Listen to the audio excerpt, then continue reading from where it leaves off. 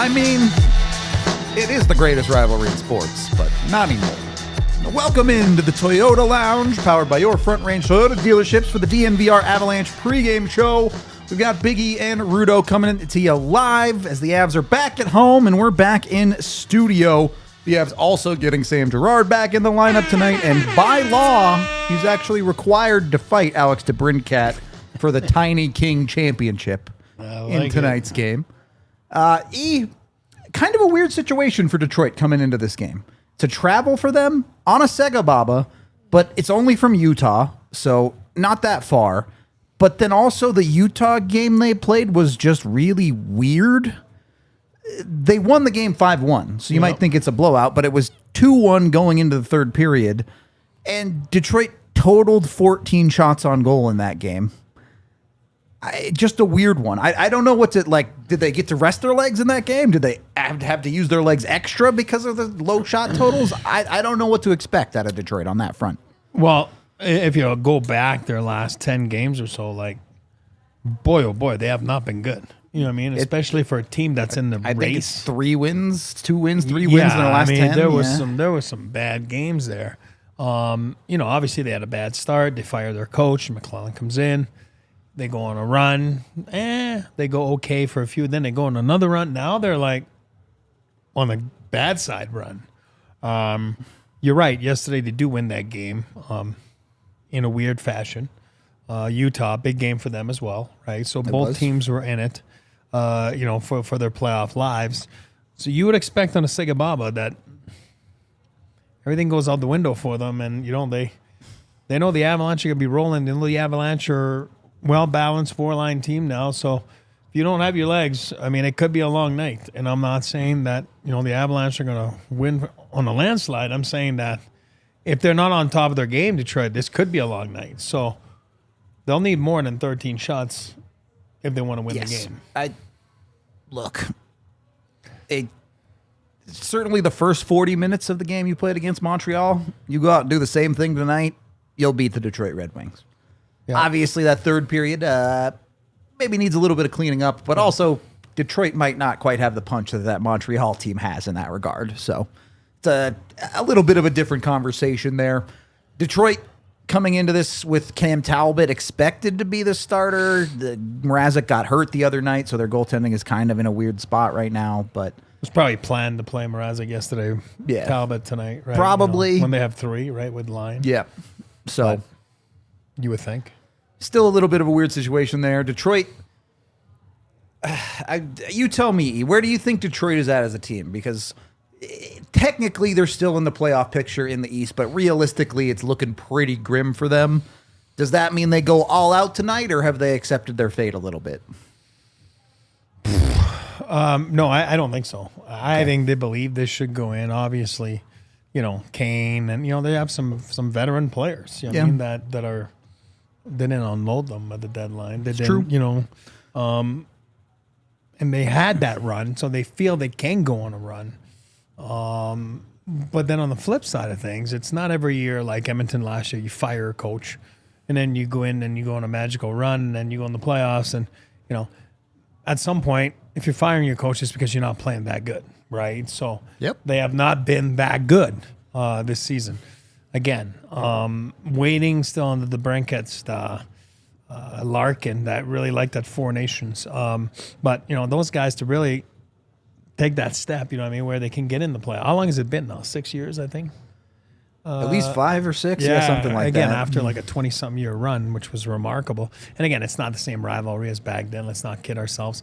First and foremost, they're in the Eastern Conference now, which is so different. Yeah. And again, it's, it's not the same. Sure, there's a history there, but it's certainly not the same thing tonight. If you want to take the rivalry even as far as 08, 09 when they blew out the Avs in the first round, fine, Sure, whatever. But sure. certainly in the last 15 years, there's no rivalry there. I agree. So, but then again, I expect those guys to put in their best effort. We all know the Avalanche have been on the road, came back, but it's been 3 days. So, you know what I mean? And it wasn't that big of a road trip. You know what I mean? It was a 3-gamer. Wasn't that bad. And then there should be no first game back after a road trip, that I always bring. It's 3 days now, so that's out the window. They should be flying. Yeah, if you don't have legs tonight, then, really look at yourself in the mirror and figure out what you did wrong. It wasn't because of lack of energy. No, I'll tell you that if they don't have their legs. There's no doubt on that front of it. The other side of tonight is... we'll save the Avs side of the standings for later, actually. Getting into the lineup tonight, though, Ian, I don't want to steal your big 3 keys. Are your stars on your 3 keys? Oh. No. All right, good. We'll talk about it. They're superstars. So anytime they aren't performing at outrageous levels, I think it gets overblown and people are like, oh, MacKinnon's really not playing that well and he needs to do this, that, and the other thing. Sure, you need more production out of Nathan MacKinnon than he's given you, which is like nearly a point per game, by the way. It's not like he's not producing. But at the same time, when you look at the Avs lineup as currently constructed, especially now that you've seen Nelson start to figure it out, some of your third line guys start to figure it out, you're getting that production from elsewhere. I guess my question is it important to get Nathan MacKinnon going now, or have we kind of hit that, I don't want to call it a rest period, but maybe he's saving a little bit for the playoffs already? Yes and no. I mean, those guys have so much pride, and he's always going to tell you, no, scoring title's not important, MVP is not important. But it's not important until it is, right? You know what I mean? Until you're right there, neck and neck with people. And I think he's always been like this, though. I think it's not like he goes dry. I'm going to make fun of Ross here for a second.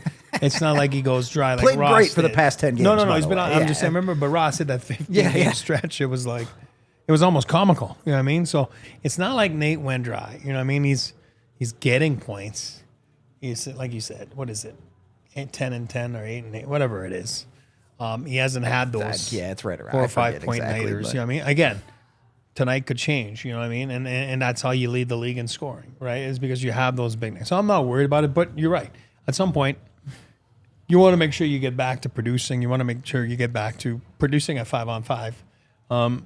I tell you all the time, anybody can get production on the power play, right? Because you're getting the ice time compared to somebody else that's not. Ask Casey about that, So I'm just saying, at some point, you got to produce 5-on-5, right? And that's where you make a difference. So those guys, I'm not worried about it. The top 6 is wonderful the way it's set up. We talked about it last pregame. I love it. I think that it's like this again tonight, right? Obviously with 11. With their obviously what's his name 62 11 Lucky Nelson and Marty got it. And the big fella with Nate and Joe and Drew. I mean at some point it's worked before. We've seen production from those guys together, so now let's get back to it. Let's get some production going. I think the reality there is when you look at the Avs lineup as currently constructed, you trust Nathan MacKinnon to be good with anyone. When he's in the lineup, you trust Val Nichushkin to be good with anyone. Yep. It's about finding the right fits for those other guys. That's right. And, Lehkonen has worked next to MacKinnon. Druin has worked next to MacKinnon. Natchez has worked next to MacKinnon. So you can kind of throw whoever on that wing. So this is the top 6 construction for the Avs is mostly about finding who fits with Brock Nelson the best. Absolutely.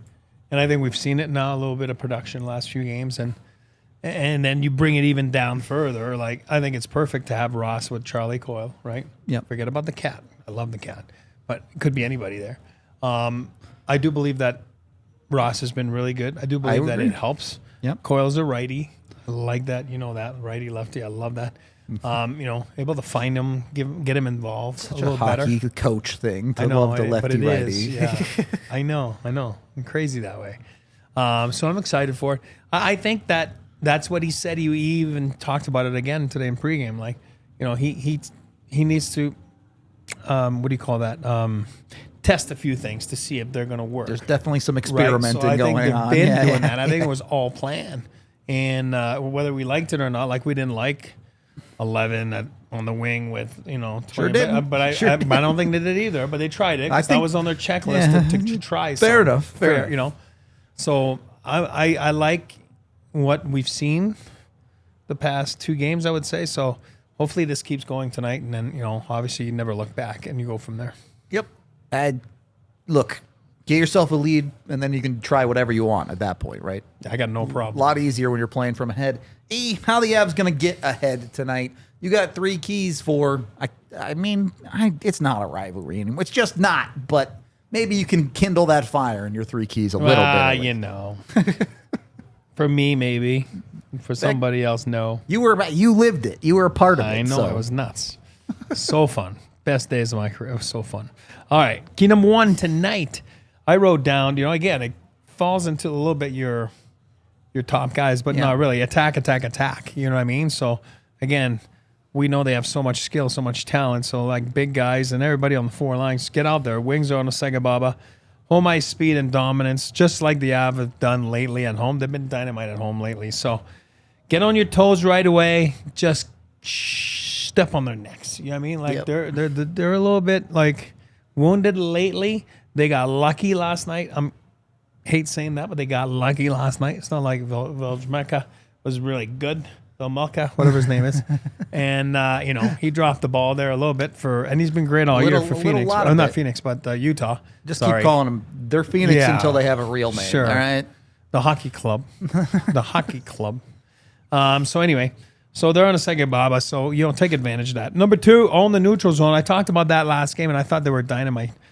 Speed kills. You want to make sure against a team like that on the Sega Baba, quick outs, quick counterattacks, and then create on the rush. Leads into my key number 3, which is cycles, please, because if it's not there on the rush, then you got to pounce and recoup pucks right away. You know what I mean? You got to get on top of pucks. And on a Sega Baba, your legs give. By the time you do that in the first period, second period, third period, legs will be gone for the D on the Detroit Red Wings side. So very important to get going down low, create, and then get to the middle. Rudo says that all the time. And then get some good looks from the middle. And really, like I said, I think the key there on key number 3 is recoup pucks. I think it's very important tonight. And that's how you tire an opponent that's playing on a Sega Baba. So, and again, fighting for their lives. So they're going to have some gas, some juice. So take it away from them. Don't give them anything, and then just make them earn everything. I saw a stat today on that number 3 topic there. I won't make you guess the player because that's too easy. If I said which defenseman has the most cycle opportunities in the NHL, you would know the answer. Kale? Yeah. Yeah. So throw a number. How many high danger chances do you think Kale's created off the cycle? All year, you mean? Yeah. Oh, crap. 70 games, right? Yeah, this will be game 72. Would he be in the hundreds? No. That's a little high. That's over 1 a game. All right, 50 plus. He's bang on 1 a game. Oh, 1 a game. Wow. So 70-ish. Perfect. The next closest defenseman is Quinn Hughes with 30. Alrighty then. So I like that. Not even close. I like it. Not even close. Kale is miles ahead of the other And again, NHL they're defensemen. Ds. Yeah. Jumping on the cycle. Defensemen getting involved in the cycle. Kale is miles ahead of everybody Wow, else. that's awesome. I like it. Do want to talk a little bit more about the Avs top guys and especially that third period. But before we jump into the third period conversation, let's hear from Coach at Morning Skate, Jared Bednar, on, the Avs have been pretty okay lately, it turns out.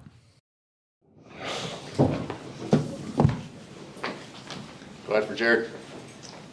Sammy and EJ were out there. Do you have any updates on them for tonight? Yeah, Sam's going to play. EJ will not. Does that mean Jacob be going in for him? Or? No. You said yesterday lower body for EJ. What's that? Lower body for EJ? It is, yeah. Day to day. Yes. Blackwood going. Blackwood net. Yeah. Are Parker Kelly and LOC in tonight? Yes. I know you've talked about the decision behind just trying to keep everyone fresh. Are you still having those open conversations with those two players about, it's not what they're doing on the Yeah. ice, it's just for the better good of the team? Yeah, we've had that conversation more than once, and we're not going to revisit it every time we make a lineup change, but they're in understanding. They know what's going on with it, with them being in or out. You mentioned, when you're on the road that every game feels like a playoff game, that it seems like there's so many teams that have a lot to play for. Detroit's no different, trying Yeah. to climb back in. What are you guys expecting, and what's the message to your group? Yeah, well, I mean, I don't think a lot changes for our group and our message. We're trying to accomplish something too, right? And we're trying to track down Dallas, stay ahead of Mini, but I think big picture, there's, like I mentioned yesterday, if we get to where we want to go, we can gain back home ice if we stay ahead of 6 or 7 teams that we're also fighting with in conference in the league. So I think it's important to have something to push for, and I think we certainly do at this point, as well as not losing sight of we're still fine-tuning our game and experimenting with some things that we want to see and that could possibly help us in the playoffs. So our guys are aware of all that. I expect the Detroit, again, they go into a tough building in Utah, big game for both teams, come out with a big win last night, and so they're still in the fight. So we know that's almost every team we're playing now has something to play for, which is interesting. So I think it's good. It's a good challenge for our guys, and we should go and enjoy it and keep trying to have success on a nightly basis. How do you balance kind of watching results and seeing where you fit in the lineup versus focusing on how you want to be entering the playoffs as a team? I'm not looking at the standings a lot, to be honest with you. I'll check our division scores, and I'm aware of what's going on, but I'm not too worried about that. We are where we are right now. We have a chance to move up. We have a chance to slide down.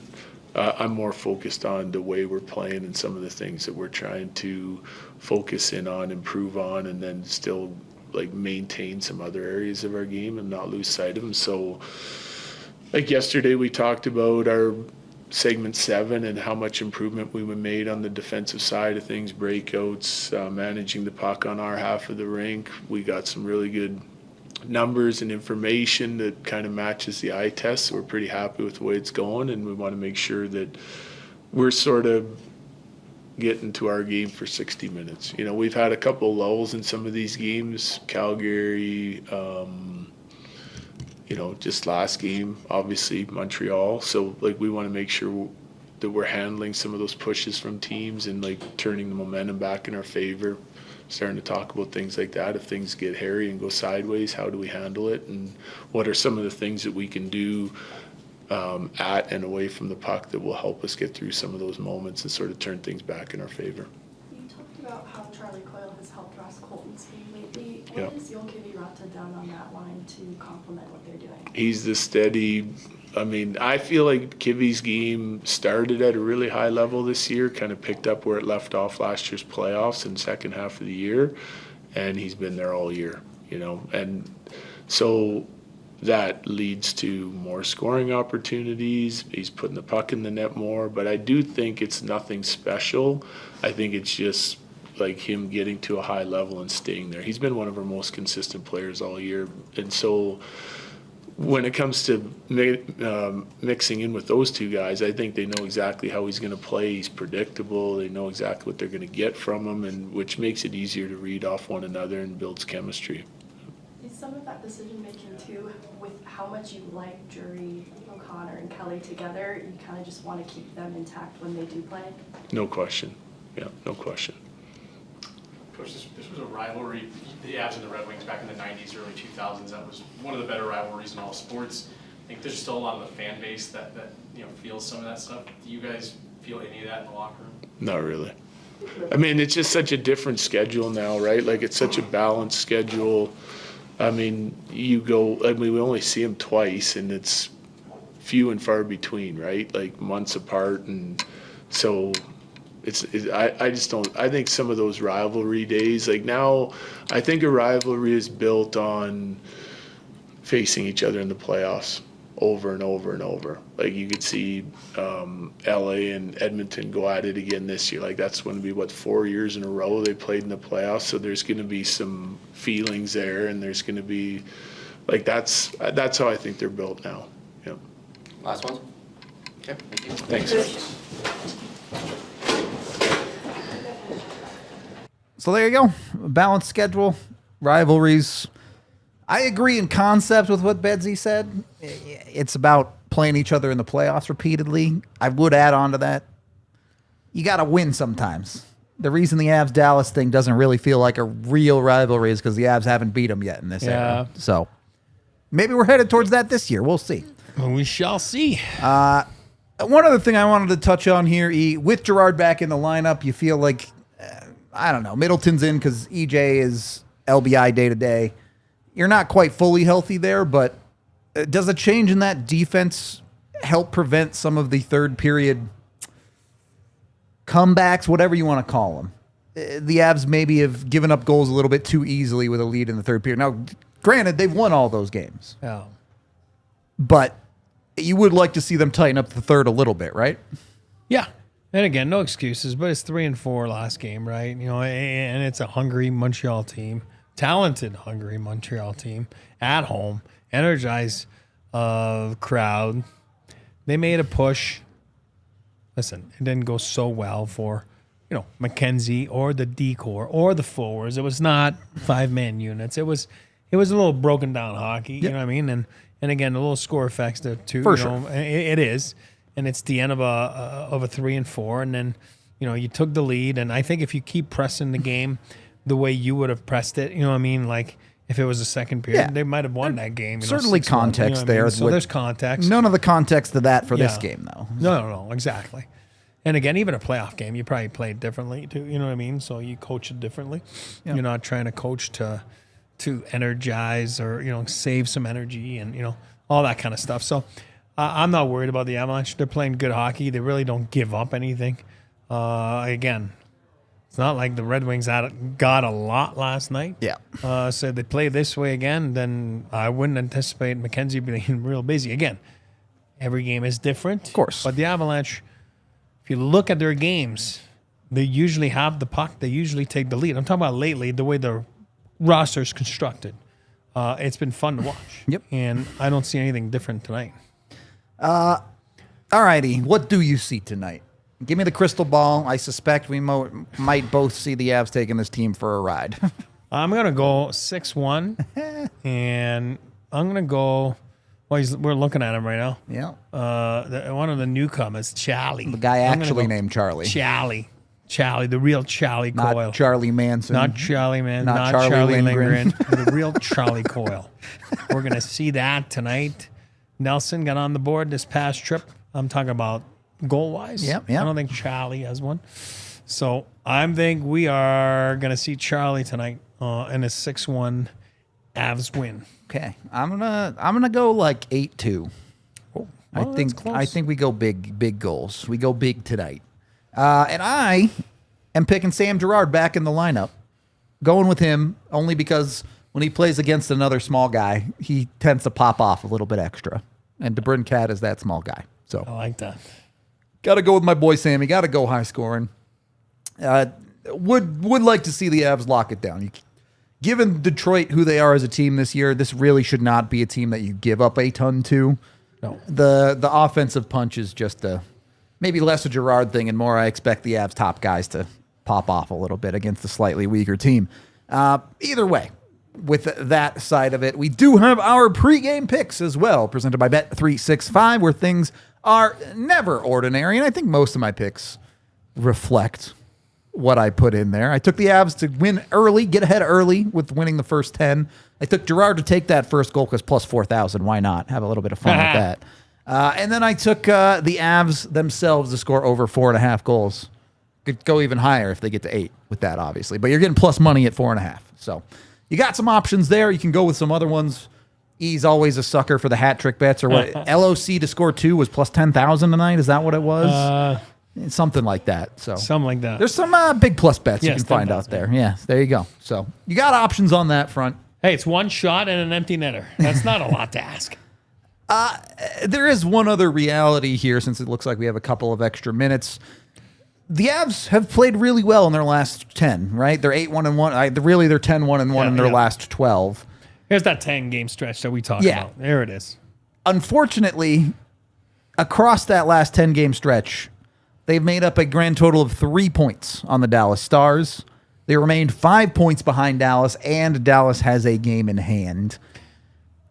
So that's why it's hard when you look at the standings realistically to think that they're going to You have 11 games left to make up 5 points. And if you play the same way that you did, you wouldn't make enough. Right. And You'd come that's up a short, sick and you run. went 8-1-1. Unless they really tank. Yeah, Dallas, The other team. right. You know what I mean? Yeah. You need the other team to really falter. Your destiny is not in your own hands No. at this point, as they don't play Dallas again this year either. So, I know you always talk about players, they're trying to win every game. They don't really think about that stuff as much, but it's got to affect you a little bit, right? It's probably too early, but we get down to 6 games, 5 games left. Yeah. At what point does, at least in the back of your head as an Avs player, know, okay, we're the It's third Dallas. seed. Yeah. Yeah. I think it does. I mean, it's going to filter itself out, right? Obviously. But I think, I'm telling you, as players, you really don't care. You don't, honestly. Like, I think you got to remember, those seasons are so grueling. The schedule is so grueling. We all know the Avalanche using 197 players this year is grueling. It's a joke. I know that. We're at 49, right? Yep. J-Mac would be 50. That's what AJ said. And J-Mac would be 49. 49. Landy would be 50. Oh, Aiko. Sorry. All right. So it's been grueling. So I think as players, you just kind of want to get done with the season, and then you want to feel good personally about your game. You want to feel good as a team about your game. And whoever the opponent is, you look on the paper and it says you're playing Team X, and that's what it is. Mm-hmm. But I mean, like you said, we suspected, they're not dumb either. They suspect it's going to probably be the Dallas Stars. Yep. You would think. So again, at the end of the day, they play the games that's in front of them right now, which is Detroit, and that will filter itself out. And then if it's Dallas, and those guys will be ready for it. Well, whether it's Dallas or not, you can get your bets in on playoff stuff with the NHL at Bet365 too. And when you do that, make sure you're 21 or older, physically located in Colorado. And if you or someone you know has a gambling problem, call or text 1-800-GAMBLER today. Final thoughts here going into this game, E. I think the rivalry's dead. I know you think the rivalry's dead. Bednar said the rivalry's dead. Even if you think the rivalry's dead, can you use that in the locker room to maybe get a little bit of extra energy tonight, or are you using other sources to find that juice? Yeah, a little bit. And then you're probably going to see some red jerseys in the stands, right? As usual. Look, 06 teams always travel well. Always the same. I remember playing for the Rangers. It was crazy. That's how you realize it's nuts. The fan base of those original 6. So, I think you just go out there and you say, or maybe on the pregame, what do you call that video this morning? They showed the brawls from back then. Yeah. And then, I don't know, I'm just joking. Yeah, I think that rivalry is just over and donezo. It's done with, and you move on, and it was fun. Yep. It was fun while it lasted. I mean, to be honest, it didn't look that fun to be involved in it sometimes. It was so fun. I'm sure there were fun times, also some unfun times. Yeah. Going on the sidewalk at 3 a.m. in your underwear in Detroit all the time, that's not fun. Yeah, those are not fun. I'm saying. Every time at the hotel. It's Scotty Bowman. Certainly some unfun sides to that one. This is the kickoff of a 4-game homestand for the Avs. Sorry? I do think it's important. I know we talked about, look, realistically, it's going to be tough to catch Dallas. You still do need to fend off Minnesota if you want that 3rd seed. Minnesota can chase you down if you falter a little bit. So having a successful homestand here should be a key for the Avalanche. You get through this homestand, you're probably going to be pretty locked into wherever you sit. But these next handful of games, and against some good teams too. You start off with an easy one against Detroit. You have LA coming up after that, which is a good test for one of those Pacific Division teams. LA is at home, so LA plays good at home. On the road, they're very average. How crazy is that? Imagine that home ice advantage, how big it is for them in Edmonton. It's huge. I mean, that team just can't beat Edmonton. They can't do it. You never know if the home ice works this year. We never know. Maybe never that's know. the year. We do have to wrap this thing up. If you're looking for the game, you can find it on Channel 20 here locally, and of course, Altitude Plus or ESPN Plus, not locally, the usual stuff. This has been the DNVR Avalanche pregame show. Come join us for the watch along, or at very least the post game. We appreciate y'all, and we'll see you in a little bit. We all silly like the mayor.